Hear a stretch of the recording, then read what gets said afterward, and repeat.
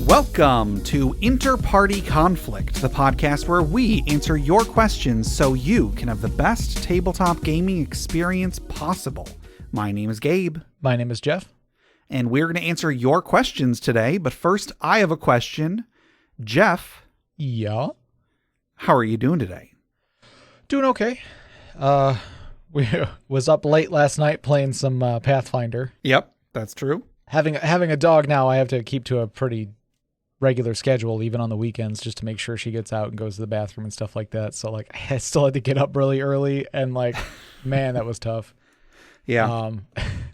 So, and then I just I took her outside and then went right back to sleep. That makes sense.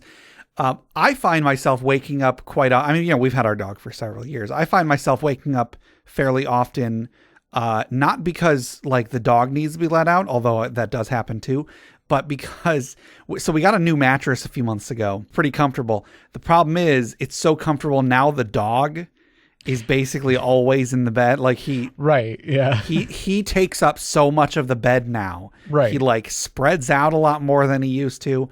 And so I'll wake up because the dog is forcing me out of the bed, or he's, like, laying in such a way that is uncomfortable for me. Right. So I'll just, like, get up, contemplate sleeping in the living room for a little while, then eventually decide, no, it's my bed. I should be able to sleep in my own bed. And then I go back to bed. Right. Yeah. Yeah. Your dog he is big, but then, like, yeah, if he wants to take up more space, he can stretch out. He's very lanky. He can get bigger. Yeah. Yeah. Luckily my dog is quite tiny. Like, even when she's stretched out, she's less than 2 feet. Well, here's the thing, though. So this morning in particular, I got up because the dog was, pushing me out of the bed. And I got up and I just kind of sat in the living room for a little while, doing the usual thing I just described. However, I noticed something. I was sitting by we have, like, a back sliding door that leads out to our sunroom. Mm-hmm. And I noticed some movement out there.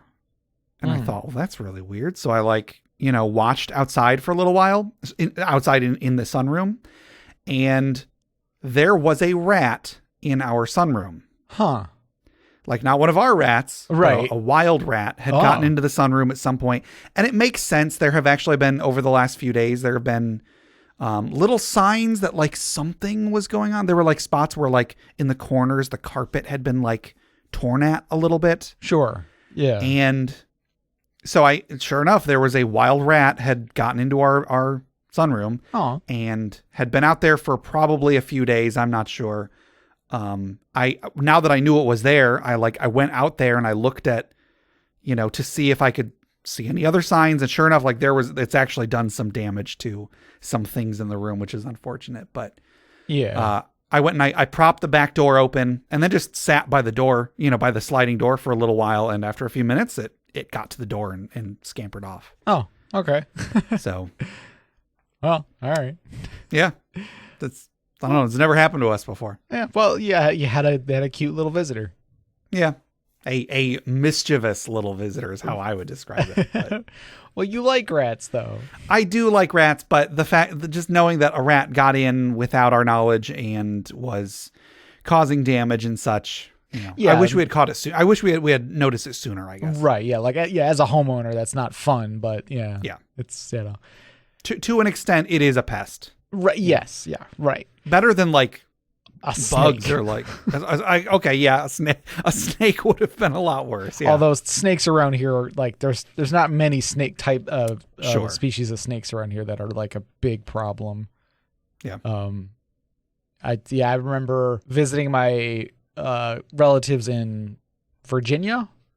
Okay. And there was a snake in there, like a snake had gotten in their basement, and, like, the basement was where, like, all the play stuff, like, for all the kids and stuff. Like, when, like, this was when I was young and they were all, like, down there playing with all their toys and such.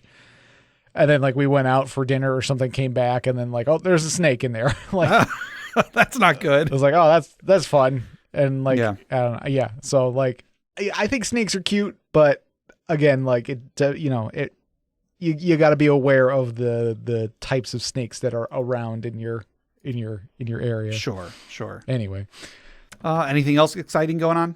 No, just more dog stuff. Just being a new dog owner. It's challenging but rewarding. So we're doing good. I'm still on my break as of this recording. I've got almost about a full week left, which is still pretty great. But with every break, no matter how long it is, I get to a point where I'm like, I only have X number of days left. How do I make best use of those days? Right, and every little thing that comes up feels like an imposition. I'm like, oh, do I have time to do that? I know I only have a week. I have a whole week left, but do I have time to go and do this thing? And right. And then by the time you've made a decision, the week's over. Yeah. Yeah, pretty much. So. Oh yeah. A little bit of vacation anxiety, I guess. Yeah. And we could have a whole podcast about the reason why that is, but maybe we could. We still have to do a bonus episode for this month. Sure, yeah. Oh, yeah. If you want me to get really radical and political on the Patreon episodes, I guess, yeah. Just let me know. So I did get a bunch of stuff done though so far. We had a screen window in our bedroom that actually leads out to the sunroom. I fixed that. That had been on my list of stuff to do for a long time. Mm-hmm. So yeah, I know how to fix a screen window. It's really easy, actually. I got my 3D printer working again, my resin printer. Oh, cool. Working again. So I talked a few months ago, I was printing the Tarrasque, and as Tarrasques are wont to do, it caused extra damage to structures. Right. And the print was too big and it damaged my my resin printer, the film on the bottom of the resin vat. And so I tried fixing it a few months ago and I didn't do it right. And so I tried printing some stuff and I was having print issues, and I kind of, again, just anxiety related, I kind of just refused to acknowledge it for a very, very long time. Sure. But I watched a video explaining, this is how you're supposed to replace the film. This is how it works. Mm-hmm. And once I understood what I was doing, I just kind of went downstairs and in 2 minutes got it working again. I got the film on there right and printed a couple minis and it turned out perfect. So now I can go back to not printing anything because I can't decide what to print.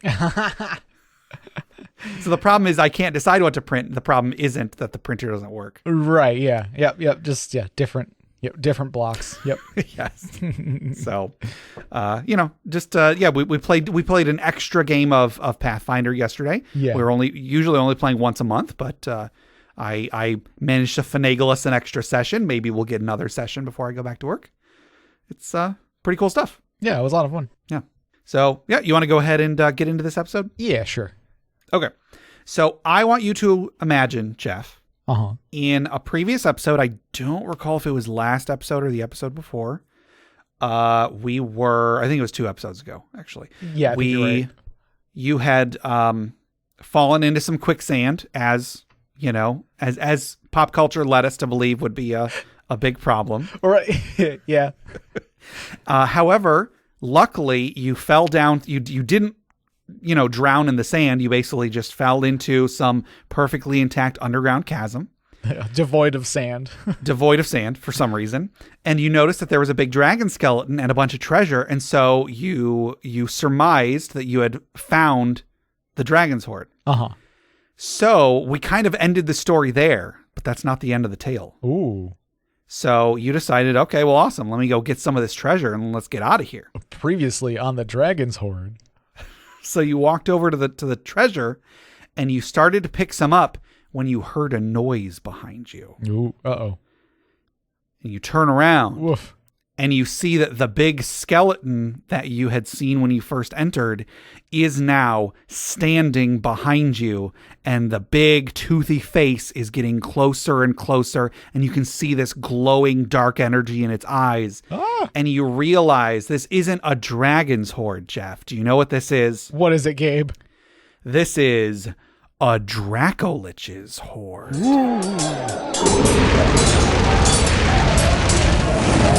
So yeah, I mean, it's still a friendly dragon. Oh, it says, "How can I help you? You appear to be stuck in my hoard. Would you like to take some treasure and then may I escort you out of here?" Yeah, it's my neighbor's grandpa. Oh, you're Jeff. Oh yeah. Oh hey, I've heard of you. Yeah. Hey, he told me he left some. He forgot to give you your sander back. I've got it over here. And he hands it to you. Yeah, he kept it in the sand. That makes sense. Oh. There you go. There it is. Oh, well. It's like sitting atop the pile of gold. It is. And a note saying, sorry, I meant to give this back to you a long time ago. So today's magic item was submitted by Arcanist Winterbrand. That's how he made all the sand. Keep going. Sorry. Was submitted by Arcanist Winterbrand. This is the last of the consumables that Arcanist Winterbrand sent us. So today's magic item is Crypt Dust. Nice. This pouch contains ash-colored powder that smells of damp earth and twinkles faintly when handled. When thrown up to 20 feet, the pouch explodes into a cloud of shimmering, malevolent energy that extends out to a 10-foot radius. Whenever a creature enters the area for the first time on their turn or starts its turn there, they take 1d8 necrotic plus 1d8 cold damage. Undead creatures are resistant to this damage. The cloud lasts for 1 minute or until a strong source of wind disperses it, such as the spell Gust of Wind. That's pretty cool. Yeah. So I know we talked last week about like the Stinking Cloud spell. Yeah. Or was that 2 weeks ago? Sorry, 2 weeks ago. I'm getting my weeks mixed up. We talked about the Stinking Cloud spell, and this isn't quite the same thing, but it is a cloud that causes some kind of damage to people that are in it. Yeah. So this is like, instead of retching, they take damage. But I really like that this is, this does not affect undead creatures. So this is definitely something to give to your, necromancer NPC or something, Yeah. Or heck, maybe you have a necromancer PC who's trying to do some fancy stuff. There you go. The text says resistant to this damage, but I'm pretty sure they probably meant to say immune because undead are already immune to necrotic. Yeah, so maybe not the cold. So I guess they would be immune to the necrotic and may only take half on the cold. I guess, yeah. Which I think that's a fair enough balance because one 1d8 damage isn't gonna destroy all. Isn't necessarily gonna destroy your undead minions. Yeah, this isn't a super powerful item, but anything that kind of controls the battlefield a bit, if you can create an area that it's like nobody is going to go here. Right. And you can funnel everybody to where you want them to go. I think that's pretty cool. Yeah, because it's going to be really rare for somebody to elect to take damage, by going into an area. Like even if it's not really that much damage and they could probably stand in it for 4 rounds without being worried. Like it's still like it's such a mental deterrent, Okay. It's like oh no, I'm like I guess I'm not going in there because then I'm going to take damage. Why would I do that? Yeah. Even if the damage isn't very much, a lot of players will just subconsciously avoid it entirely. Exactly. Yeah. So I like this a lot. I like the flavoring. I just like Crypt Dust just sounds good, to me. Yeah. I just it's like oh yeah, absolutely. So we don't usually do this, but I have a suggestion for a variant on this item that I just thought of. I'm going to suggest an alternate and a more powerful version of the Crypt Dust, and this item is called Zombie in My Pocket. Okay. Did you ever have or do you recall the toy Monster in My Pocket? Not. Did we talk about that on the Patreon? I don't think we did. I don't think it came up. Okay. Yeah, because we've mentioned it in the last 4 years. I don't know. Because we've done 2 Patreon bonus episodes talking about toys from childhood. So correct.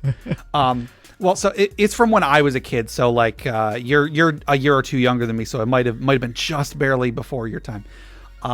So it was a toy that basically it was like a blind bag that had a little like not even an action figure because they didn't move. It had just like a little figurine of a monster, and there were like 20 different monsters that you get a random one every time you buy one. But it's not just that you bought a package, then you open it up and there was a monster. You would inside the package would be this little pouch, and the monster was inside the pouch. But you didn't just open the pouch; you put the pouch in water.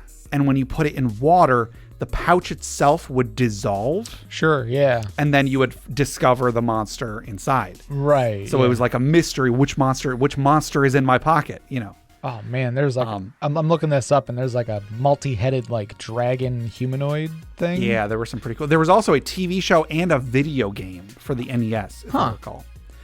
But when I first was reading this, like it's a pouch that you throw it, and the pouch like explodes into whatever. In my head, I was picturing, it's like when you throw the pouch from Monster in My Pocket into a thing of water. But then that got me thinking, what if you throw this, it explodes, and it summons a zombie in the middle of the cloud? Right. Yeah, that's really cool. So it's zombie in my pocket. You throw it, it summons, whatever the lowest level zombie is. I don't know, maybe there'd be higher level ones. So it's not just that you create an area of denial, but you're also creating an additional combatant for the enemies. Mm-hmm. Now I'm thinking of like a pocket dimension that's a graveyard, so that you as a necromancer can have a source of bodies or something like that. I don't know. Sure. It summons a zombie from the plane of zombies. Yeah. Oh yeah. The plane of graveyards. Yeah. The plane of zombies, where it's just a pile of zombies. I mean, there is a plane. There's a plane in the Manual of the Planes, the 3rd edition Manual of the Planes, that was a living creature. It's like the plane that lives, I think is what it was called. Yeah. What if there's a plane that died? Sure, yeah. And it's just a bunch of corpses. It's or just something. yeah. I don't know. Yeah, I don't know. Yeah, that's fun. So yeah, I mean, it's a cool item as is, but I thought, what if a little bit more? You just throw a zombie in there. Mm-hmm. Okay, or maybe just like a chance.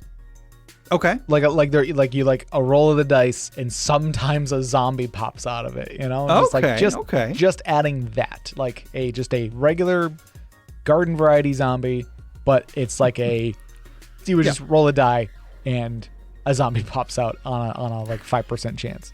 Sure. So, yeah, I think it's a cool item. Yeah, so, I like it.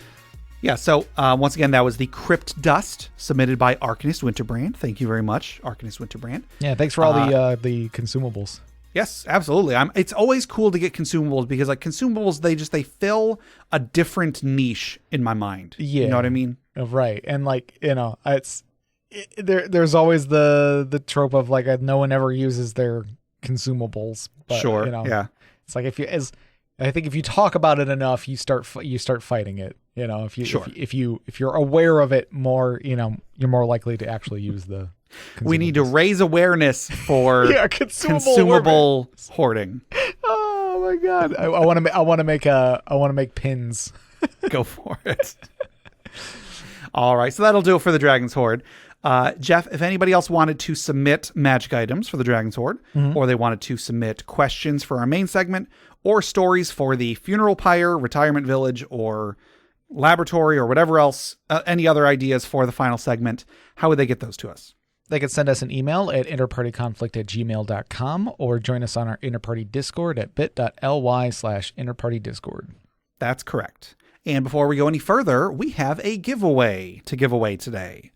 As usual, we're giving away a copy of 3 supplements from Crit Academy, the Warmind, the Skybreaker, and the Werecat, 2 subclasses and a race for players, as well as a few other supplements that they're sending out to those winners as well.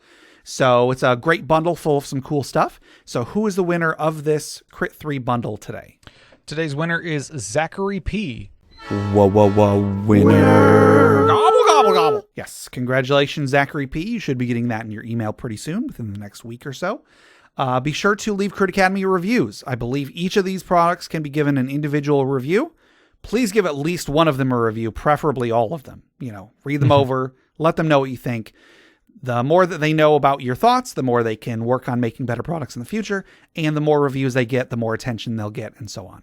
So please leave them reviews on these products. It's the least you can do to say thank you. Mm-hmm. But I will say thank you to Crit Academy for facilitating this giveaway. It's great that Justin has set that up for us. Mm-hmm. So Jeff, if anybody else wants to enter this drawing, they want to be like Zachary P and potentially win a copy of these supplements, how would they enter the drawing?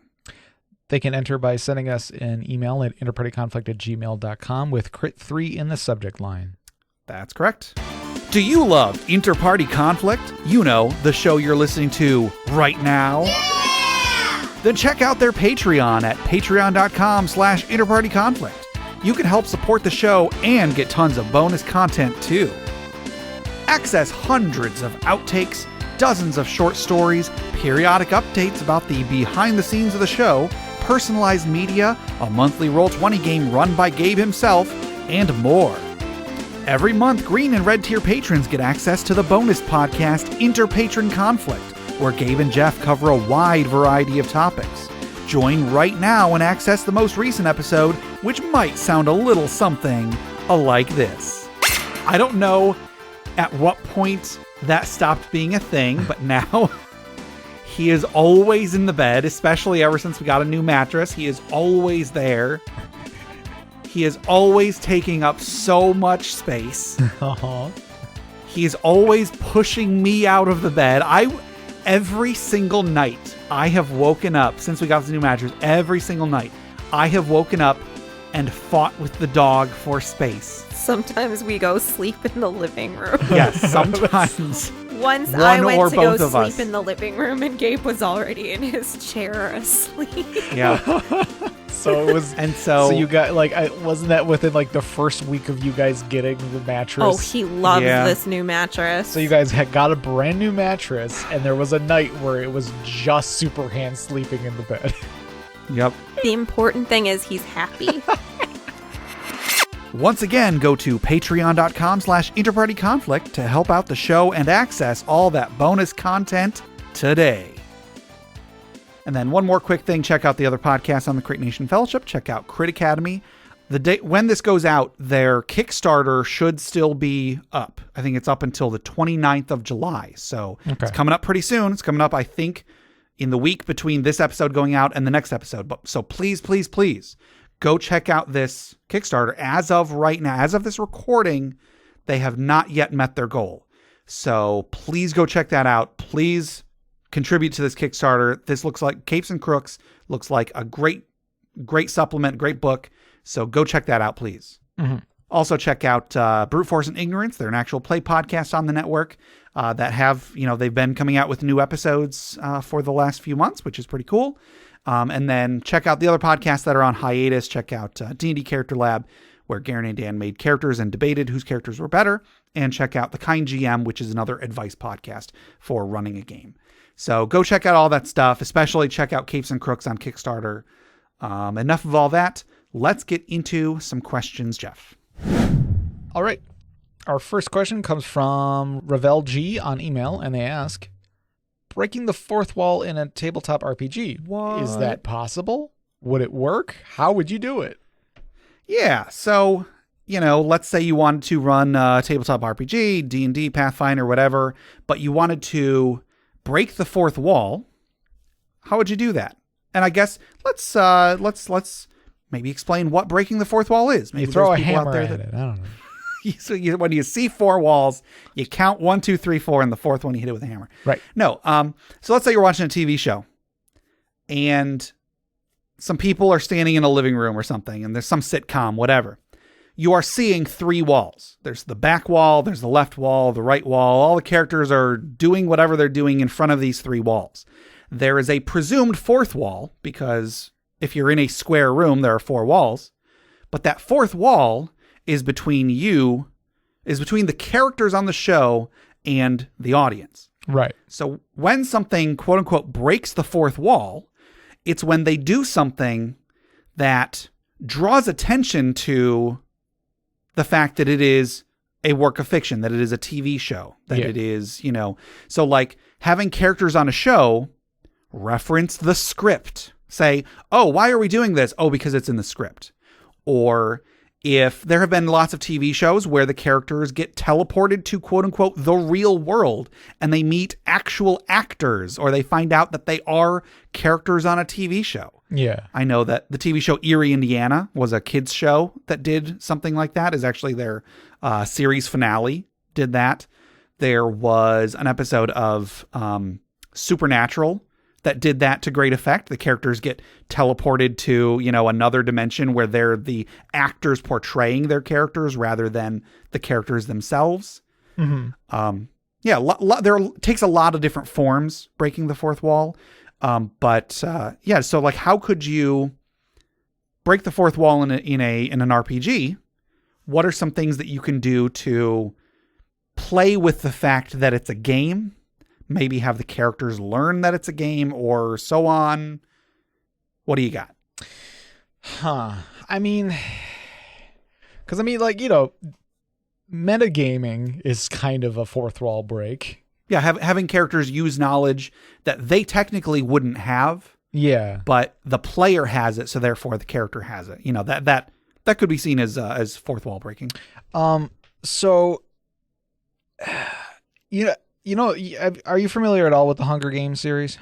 Yeah, I've listened to all the audiobooks and I've seen the first 2 movies. So there's like, I think I've only seen the first movie. Mm-hmm. But there's like a thing where like, somebody like watching the game basically like can like put in a favor.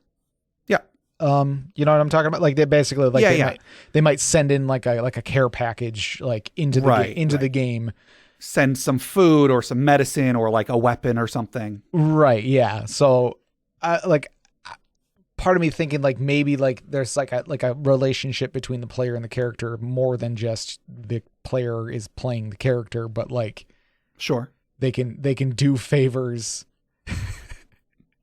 Uh-oh. Now I'm thinking of like you could bribe the GM to like. I mean, that's a thing. There are times where, the various DMs have said like, hey, if you bring me snacks or whatever, your character will not die this session or something. That is technically breaking the fourth wall. Yeah. Yeah. So, I was thinking something along those lines. Yeah. But I mean, just like story wise, I guess like just as like a little gag, you could easily do like the GM might have the big bad evil guy like address the players directly. Sure. I don't know what the exact context would be, or what would be a clever use of it, but that could be something. Yeah. Or the big bad evil guy knows about the players and the GM and is trying to like break free of the control of the game. Sure. I feel like that's a trope I've seen done a few times in like movies and shows and stuff. Yeah, it's so another example of something like that in a TV show. It's not quite the same fourth wall breaking that I was mentioning earlier, but in the TV show Star Trek: The Next Generation, they have on their ship, they've got this holodeck. They've got this like virtual reality room that they go into. Moriarty. And there was a character, a Sherlock Holmes villain that in an early episode of the show was given sentience. Like he was aware that he was a character in a game. And so for that episode, and then I think there was 1 or 2 following episodes later in the series where he tried taking over the ship in order to give himself a way to leave the holodeck. Because normally he's a computer generated character. He can't leave the holodeck, but he basically said, I'll blow up your ship unless you find a way to do it. Right. Yeah. Yeah. So it's like, because Data is like playing through the Sherlock Holmes, books in holodeck form. Mm-hmm. And then it's like, and then Geordi's like, oh, this is boring because you already know all the, all the answers. Like, how to solve the mystery because you've read the books. Yeah. And so they're like, all right, why don't we have the computer program like its own mystery that is designed to fool Data. Yeah. And so it just kind of go in classic Star Trek so the computer, in order to be better than one of the players, had to give the character knowledge beyond what the character could have had. Right. Yeah. So yeah, it's a fun series of episodes. Yeah. So yeah, like that. Yeah, like that kind of thing might be kind of interesting. Yeah, I feel like we've talked about a warlock whose patron is the player. Oh, sure. Yeah. just as like an idea, a concept of like what are some weird ideas for like a patron. And so it could, I don't know exactly what form that would take and what benefit that would give the character. But if there was, that they could like commune with the player in order to gain metagame knowledge. Mm-hmm. I don't know. I think that'd be pretty cool. I feel like there was a game I played. It was a 4th edition game. I don't recall if it was a pre-written module or if it was just something the DM came up with, but there was a point where in order to like overcome, we had to like channel our character's life energy into this like magical lock to dispel it. And in order to do so, I think our characters were able to see the players. Like the DM described that the characters were able to see a bunch of people sitting around a table and influencing their lives. And we had to roll in order to give some of our power to the characters or something. Okay. I didn't realize it at the time, but afterward, one of the other players explained like, no, that was us. That was us, the players that our characters were seeing that was granting them this power to continue or something. Sure. So it wasn't very well signposted, well enough signposted for me, but I mean, that's a neat concept, having the characters have to gain something from the players to progress. Maybe like trying to think of being able to gift your character a magic item by bringing in like a weird trinket. Okay. Like everybody goes to the dollar store or something, buys one thing, and then the DM might make a magic item out of it. I think we recently did something like that. Oh yeah, if your character is based off of. I had a friend that ran a game where the players were playing as themselves in the game, and so like any of the things that they had on them that day, like one of them had like their Nintendo 3DS or something like that, and so the DM was able to give the characters magic items that were based off of the real world items that they had outside of the game. Yeah. So that's definitely a fourth wall break right there. Yeah. So yeah, that's fun. That's a cool way to do it. One thing that I was thinking of, like just a real quick, simple way to break the fourth wall, is you could have a puzzle in the game. Like you need a combination or something. You need some sort of an answer to some riddle, but there's no way for the characters to know it, but instead they're given a clue, and it's like, look on page 145 of the monster manual. And they learn that in character, and they're like, what the heck is that supposed to mean? Yeah. But then that's a message to the players, like, oh, it's, I don't actually have my book handy, but it's like, Baylor or something is the answer to the riddle. Because there is another famous wall break in popular fiction, in popular media, is in the game Metal Gear Solid. Oh, there's a point where in order to progress in the game, you have to contact somebody via your like radio, but you don't have the radio frequency. And the characters tell you, look on the back of the package. And if you have the package for the game and you look on the back package of the CD case for the game, there is a picture of the characters talking, and you can see the frequency in the photo. Nice. Now, if you don't have that, here's a little thing about that. If you don't have the package, eventually the NPCs will just tell you the frequency. Oh, sure. But if you have it, it's like, oh my goodness, how in the world this is crazy. My character was told to look on the back of the game package. Yeah. Yeah, there's a lot of games that have fourth wall breaks like that. Or are you familiar at all with Doki Doki Literature Club? Yes, I haven't beaten it. I know the whole story. Like I've been told the story and how it resolves, but I've only actually played the first maybe quarter of it. Yeah, like there's like that game is, there's a lot of fourth wall. Yeah. Yes. Craziness. It gets very meta, very fourth wall breaking, very bizarre. Yeah. So fourth wall breaking can be a lot of fun. It can be tricky. It can be tricky to do in a fun way, or in a way that's not going to break the game, I guess, because like you could involve way too much meta information. Sure, yeah. But I mean, if you just make it something really quick and simple. Like I said, just a clue for an answer, you know, a clue for a riddle or whatever, you know, not very much harm to be had there. Or, you know, just have one of your players play a Deadpool type character that is just sure. The there you go all the time, you know? Yeah. Yeah. Cause Deadpool is a character in the Marvel universe that like, it's pretty common for him to joke about the fact that he is a character in a comic book. Right. Yeah. You know, so yeah, have fun with it is the answer here.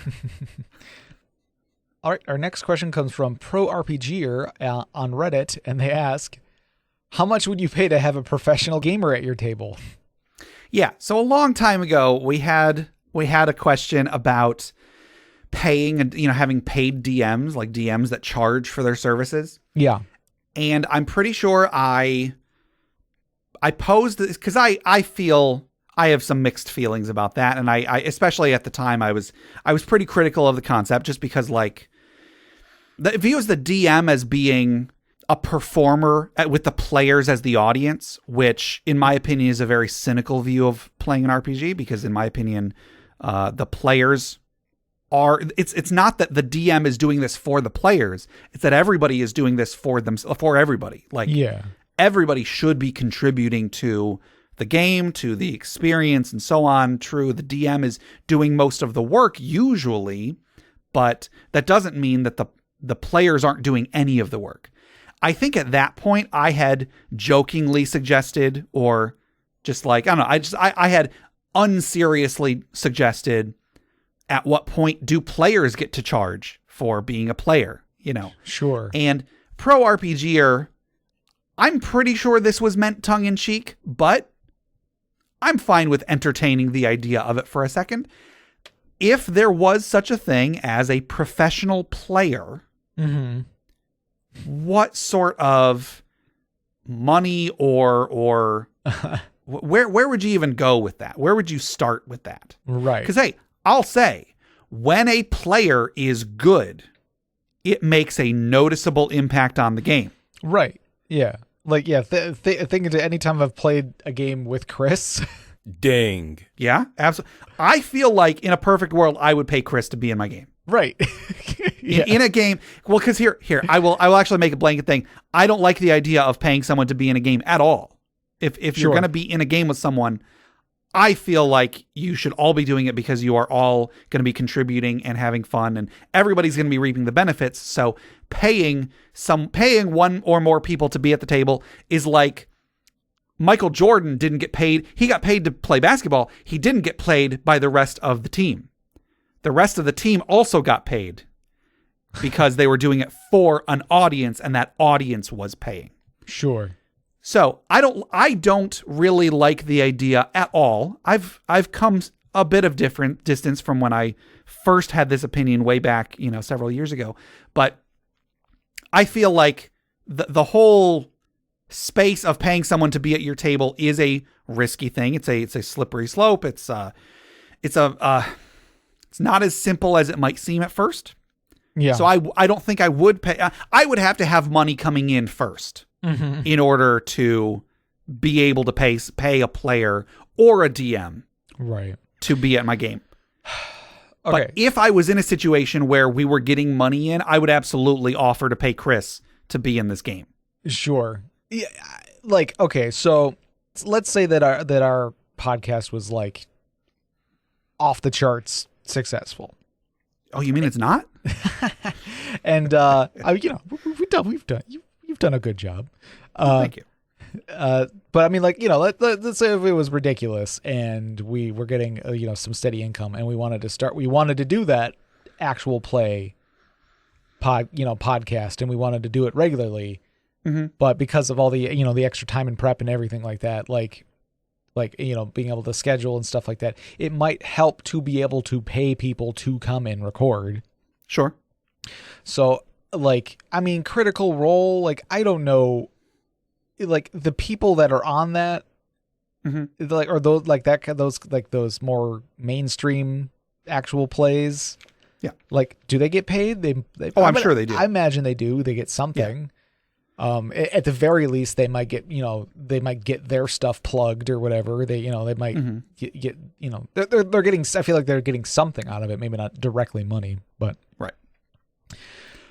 So like I can see in those cases, like, paying somebody. It's like, hey, like, you're gonna take time out of your busy schedule to come play. Why don't we compensate you for it? Sure. Or like, if I was mega rich and I really wanted to play D&D, but everybody I know that plays D&D is just busy all the time. It's just like, okay, what if I pay you guys to like take a day off of work or something, like, I don't know. Sure. Something like that. Like make it worth your while to actually come and play D&D with me. Yeah. Or worst case scenario, I'll have to hire people I don't know and just be like, hey, I just really want to play D&D right now. Like come play D&D with me. Like, but again, those are just like off the wall kind of scenarios. Sure. I have a couple ideas on how this could articulate. Before I get to those, I will just say that one thing in defense of paying a dungeon master or even theoretically paying players or whatever, that I actually got from Justin from Crit Academy. One thing he explained it to me. He said that he's played in games where there was an admission fee in order to play in a game. And I will mention, technically our Patreon game, our monthly Patreon game, could be seen as that. Sure. I like to think that there is some difference. There's some nuance between the situations, but one could see it that way. But Justin explained it to me. The way that he sees it is that he's willing to pay money because he knows everyone is going to be there and everyone is going to be playing.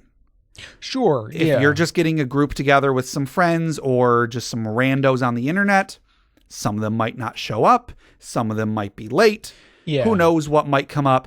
But if they have all paid to be there, they're going to be there and they're going to want to get their money's worth. So they're going to be paying attention. They're not going to be on their phones the whole time. Yeah. So on and so on. Yeah. If you're putting in good money to play a game, you're going to play that game, Sure. Unless something crazy happens, in which case you're like, well, okay, like it's worth it for me to lose that money to do the thing that came up or whatever. But that's a good point that like, if there's like admission to play, it raises the engagement of the people that are there. Right.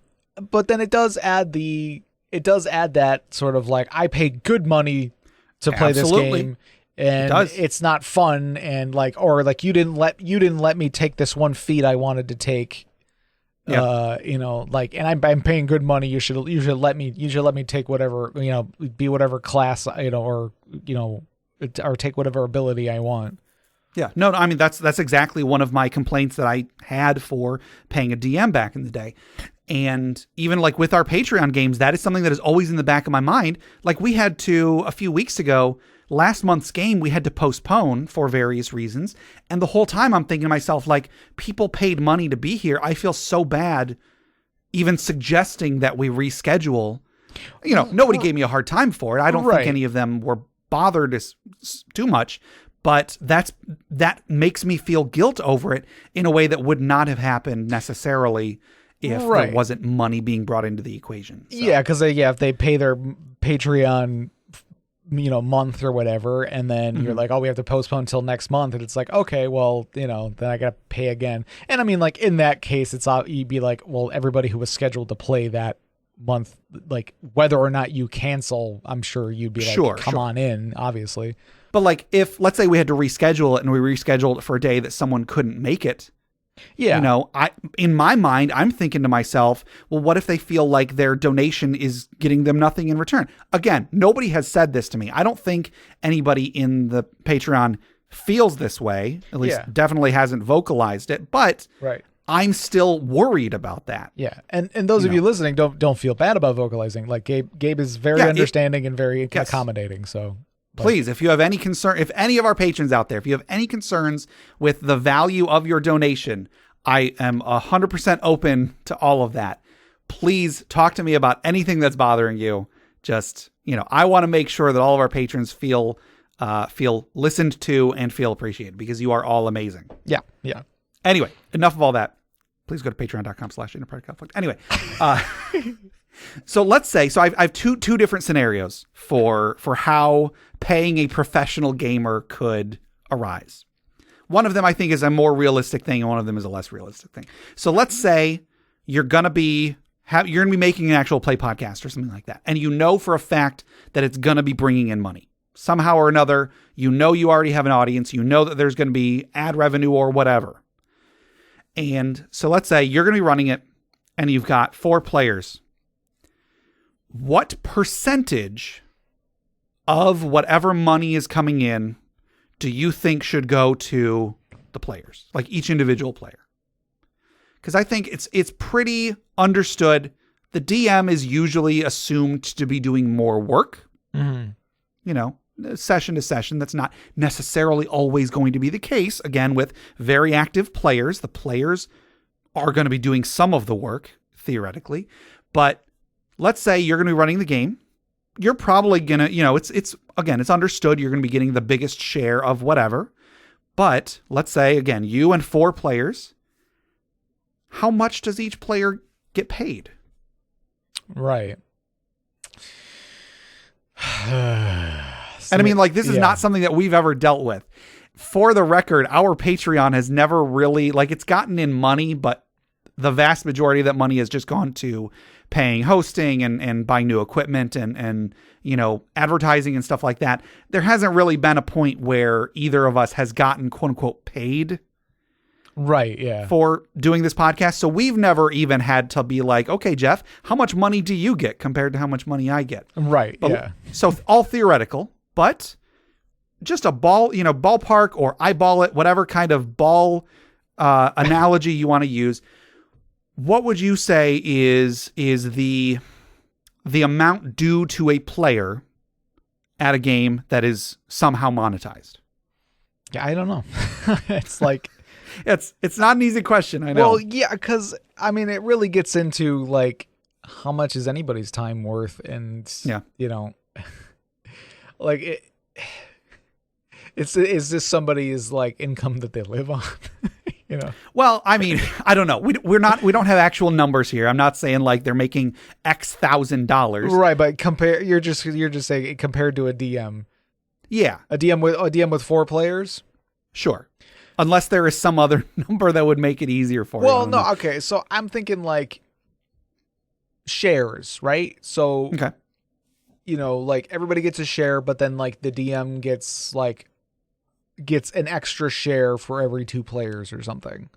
Okay. Something along those lines where it's just like because you have to juggle more because there's more players. Sure. Maybe like like everyone gets a share, and then but the DM gets, if in that case 3 shares, because it'd be one for themselves and then one for 2 players, one for another 2 players. Right. Yeah. Okay. Something like that. Maybe not exactly that, but I feel like that's a good place to start. Yeah. Yeah. That's a better starting spot than I had, to be perfectly honest. Because like, if an actual play is making money, I imagine the players are getting paid for it, especially something like you mentioned Critical Role. I haven't listened to Critical Role, but my understanding is that the players do a lot of work. They are all professional voice actors. They are professional writers. They do, they are doing work that is quantitatively affecting the end result and is affecting the amount of money that they are taking in as a result. Right, because we always talk about how D&D and tabletop gaming and stuff is cooperative storytelling. So it's like they are cooperatively telling a story to the audience that is watching all of them. Right. So, like they're all in on it, which is, it's kind of how the game is supposed to be played. But like when there's not money involved, people can, put in little or more effort or whatever. Cause like, sure. you might have a player who's not as, who doesn't interact as much to the game, but still wants to be there. And like, they're your friend. You might as, you want to play with them. Sure. Like when there's not money involved, it's just, it's just fun, so you don't feel like you're obligated to, like, if I'm having a bad day, Sure. Like, sure. I just like, I'm just not in the mood, but I'll be here. I'll still play my character. I'll still roll the dice. I might chime in every once in a while, but I'm really going to be kind of checked out today, guys. I'm sorry. I'm just not feeling well, but I didn't want to leave you guys high and dry. So, like, you can't do that if you're getting paid for it. Cause like it's like, well, you're getting paid, dude. You need to be here. Yeah. You need to do your job, basically. Yeah. So then we get into, Yeah. We get into that where it's like, okay, now it's a job and now it's not fun. Well, again, that's another one of my concerns. Yeah. But and again, like if in case I didn't make this clear several years ago, last time we talked about this, like you can feel it. You can definitely feel differently than me. These are my personal reservations about this topic. I know that it's more complicated than I might make it seem, and it's more complicated than it might look. Just again, these are the things that Jeff is saying. These are things that I brought up when we talked about it before. These are thoughts that I have had that do make it more complicated and more uncomfortable for me. Yeah. So you had said, shares, like maybe the DM gets an extra share per 2 players, just as a ballpark figure. I think if I was forced to come up with something, I would have said, like, I guess give the DM 50% and then divide up the remaining 50% among the players. But even that feels a little high. I mean, I know that the DM is doing a lot of work, especially in prep and so on, but I think that people downplay the impact of good players. I think that good players, if everybody's on their A game, everybody is engaging in the story and coming up with ideas for what they're going to be doing, I think that you can't overstate the importance of good players as well. So I actually like your idea, Jeff, with the 1 share for everybody and then an additional share to the DM per X number of players. I think that's a good model to start with. Sure. Yeah. So that's the scenario for if you're going to be doing something like an actual play that's going to be bringing in revenue. But then let's say completely different scenario. Let's say you're just going to be running, just a game with your friends, but you find out, again, just throwing out a name. I don't know really much about Matt Mercer, but let's say Matt Mercer's in town and somehow or another, that you can get him at your table to play as a player. Yeah. But you have to pay money either to him, maybe to the person who is arranging the whole thing. Somehow some money has to be exchanged. Sure. How much money would you pay to have Matt Mercer or some other famous D&D person as a player in your game? Me personally, I honestly wouldn't pay that much. Like, okay. Like, not to say that I don't think it'd be worth much.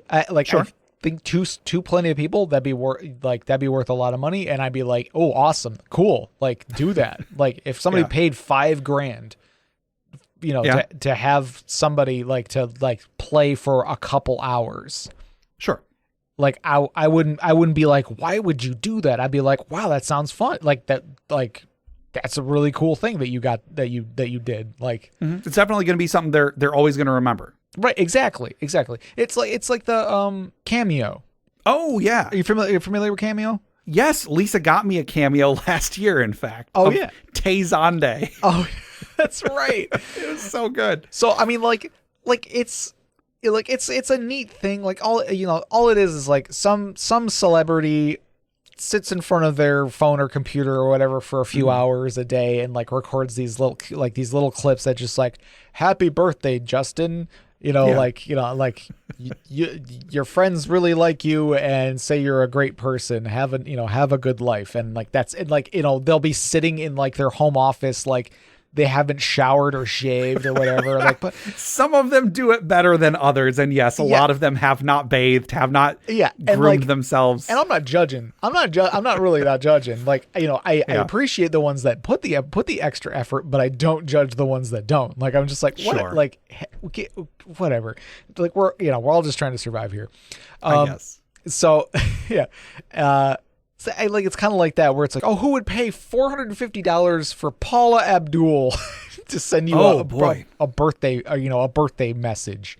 Yeah. It's like, I'm sure there's plenty of people who would pay thousands of dollars to have Paula Abdul send them a birthday message, but I mean, like, she's got to cast a wider net. You know, it's like, but like, I would never judge somebody of that. It's like, if that's how you want to use your money. Like, Skylar and I have a few people, like, there's a couple celebrities where like, I kind of want to get a message from them. I would like to have that, just like have that in my back pocket and just be like, I don't know, because like some celebrities seem like nice enough people that where you just like, you're like, okay, cool, like, neat. Yeah. So again, like, I don't know, for me specifically, like, having an actual play D&D-er, like, even someone as, someone like Matt Mercer, like, to me, I wouldn't pay that much. I probably just wouldn't, Okay. Like, for me, fair enough. That feels like awkward to me in some way. Yeah. Maybe if there was like maybe if Matt Mercer did a thing where he's like, oh, if you contribute this much to this charity. Sure. Like a charity auction or something. Yeah, exactly. Like, I'd be like, sure. Awesome. Cool. That sounds fun. Cause like, one, I get to give to a good cause, and then I have a chance to play D&D with Matt Mercer and be like, I got to play with the Matt Mercer. Nice. Sure. Cool. But like, I don't know, for me to like actually go out of my way and just be like, hey, Matt Mercer, I'll give you $5,000. Can you come play D&D with me? I don't know how it would get set up, but that would be super awkward if that's how it happened. Right. Like, hey man, I heard you were in town. I got cash to burn, and we need a fourth. Right. So we need someone to play healer. Yeah. Yeah. It's a tough question. I know it's not easy. We paid $250 to have Jonathan Goldsmith, who formerly portrayed the most interesting man in the world. Oh, him. Okay. Oh, Wayne Knight is $330. Okay, here's a question, Jeff. Would you pay $330 for Wayne Knight to play D&D with you for a session? Absolutely, 100%. See, that's different. Like, it's not sure to have somebody play D&D that isn't necessarily like a D&D person or something. Like, I don't know. Okay, yeah. And again, I'd be more comfortable if it was like a charity auction kind of thing. Like, yeah. That feels more likely of a thing. Sure.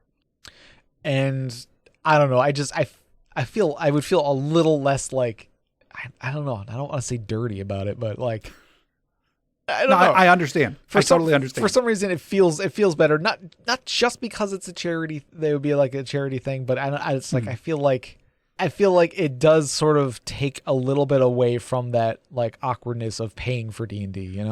Sure. Yeah, I don't know. Yeah, I similarly don't know. Similar to how I can understand like paying a DM because you know that there is some expectation of a quality game as a result.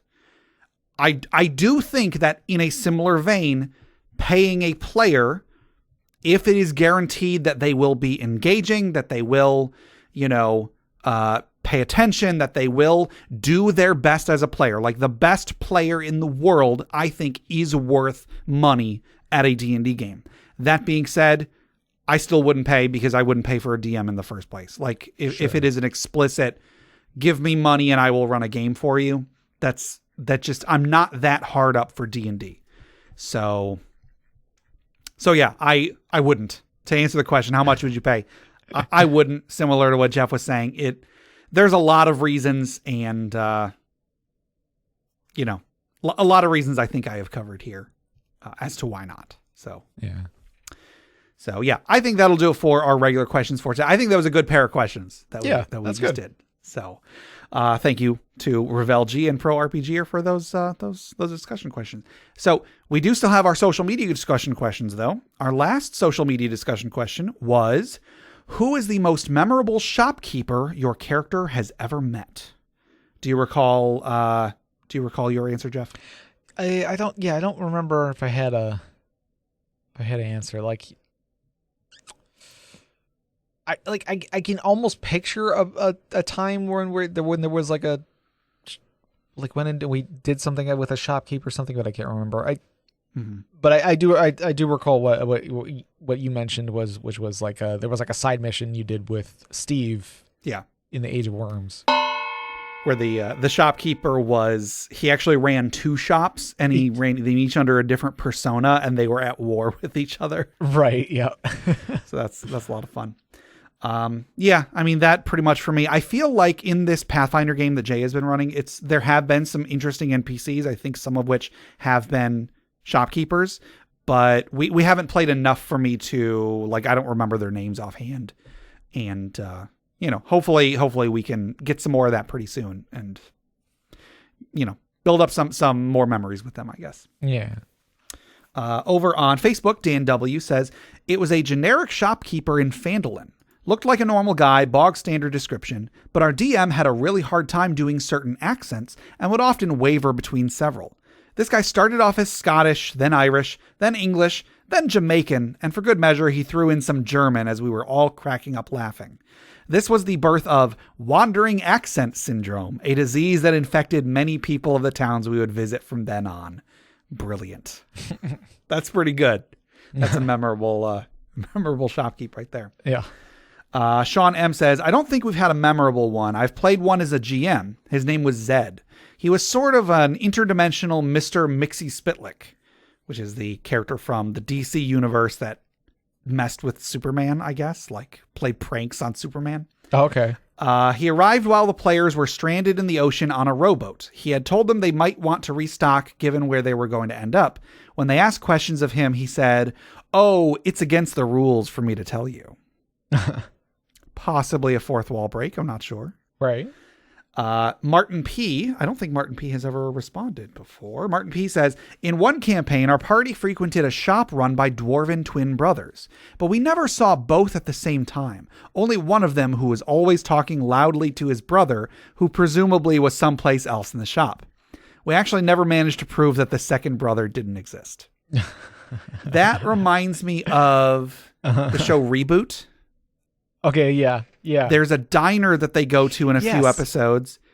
I think it's like Al's Diner, and you see the guy up in the front, like the guy at the register, and then he's always calling back to Al, and you never see Al. You never even hear Al, except you hear Al go, "What?"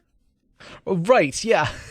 Yeah. Pretty good. Yeah, we just like cut over to like the door or something. And right. What? There is even the diner gets caught in a game, I think, and then Al and whoever the other guy was are like operating like a giant mech or something, and like you hear Al call out "What?" from inside the mech, if I'm remembering it correctly. Wonderful. Yeah. Good stuff. Yeah.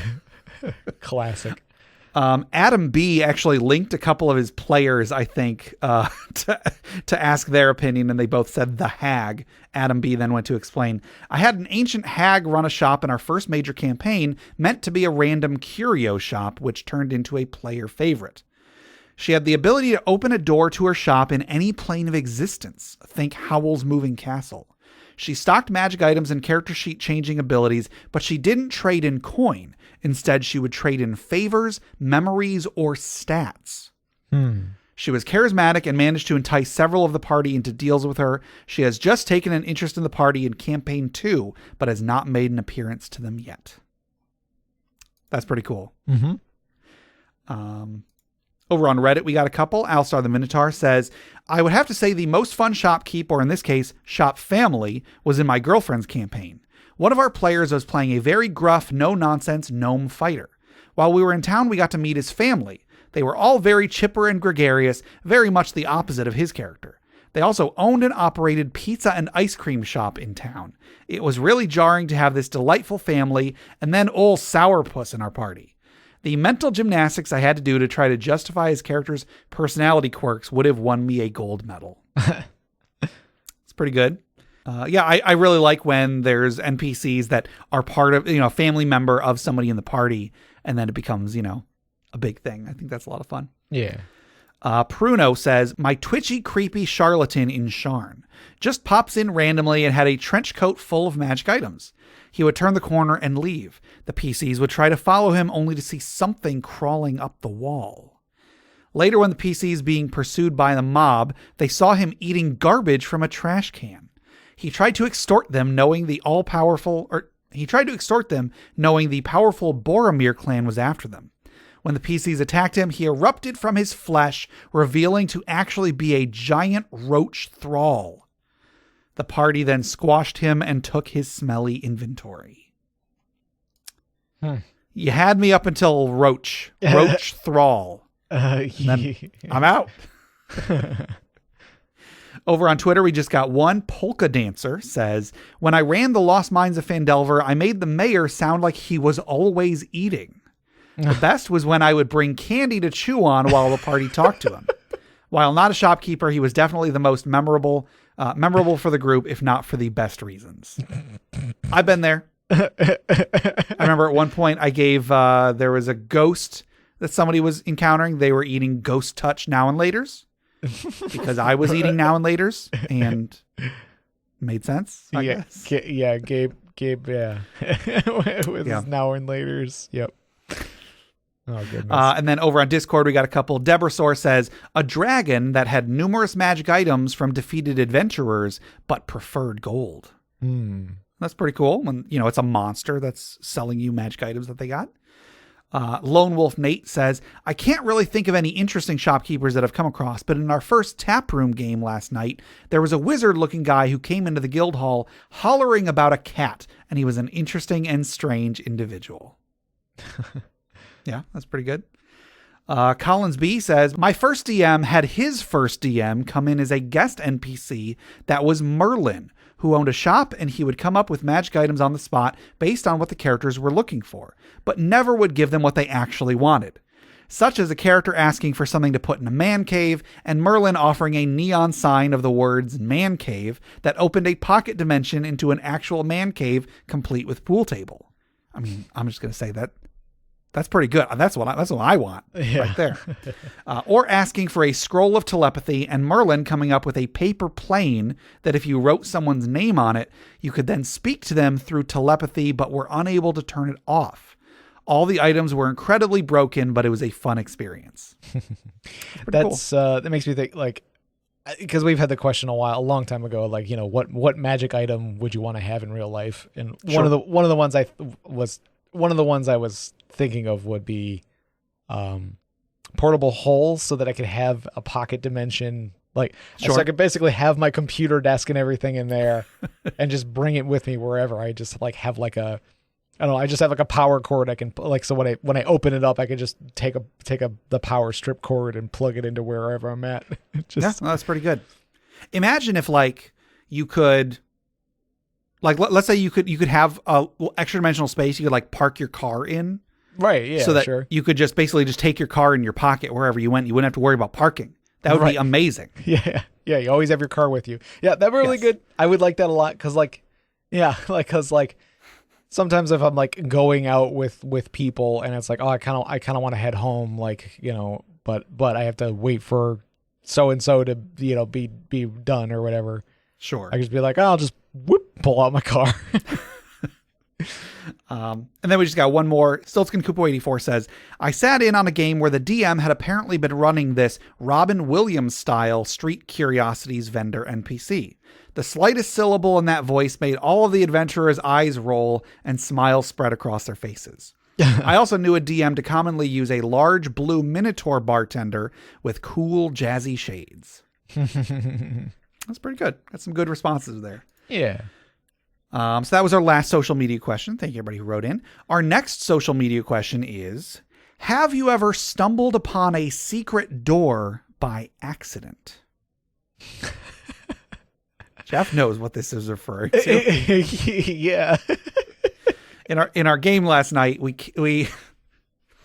came down these stairs, and we were just in a room with 3 chairs, and there was a door leading off in one direction. Right. And I had the idea, let's just all sit down for a minute and see what happens. I was expecting an illusion of a presentation or something will play in front of us. Right, because I think Steven mentioned that it kind of looked just like a waiting room for something, and it's yeah. So you're just okay, wait. If we all sat down, maybe somebody comes in from the other room and is okay, are you here to see so and so? Right. Also, I think in my mind, I was also thinking of in the first adventure of the Shackled City adventure path. You're in this big dungeon, this big ruined city, and there's a throne you can find that if you like put a coin into a slot, a hologram of the gnome king will appear. And anyway, so I was kind of thinking of that. And that didn't happen. Instead, we sat down and my chair tipped backwards and I fell through the wall. Right. And it led to a different hallway, which was pretty cool. Yeah. so that's fun. Yeah. Has anything else like that ever happened to you, Jeff, that you recall? Yeah, accidental stuff. I can't recall. I really can't. Yeah, nothing comes to mind that was accidental, because I mean it's always like I make a search check. Oh, you find a secret door. Cool. Yeah, I figure it's probably not going to be super common, but maybe some of our listeners have had that happen. Yeah. Yeah, so that'll do it for our questions for today. But before we close out, let's wind down, let's relax, let's take a deep breath. Let's remember those who have come before us, who have given their lives that we may have a better world to live in, as we toss another log onto the funeral pyre.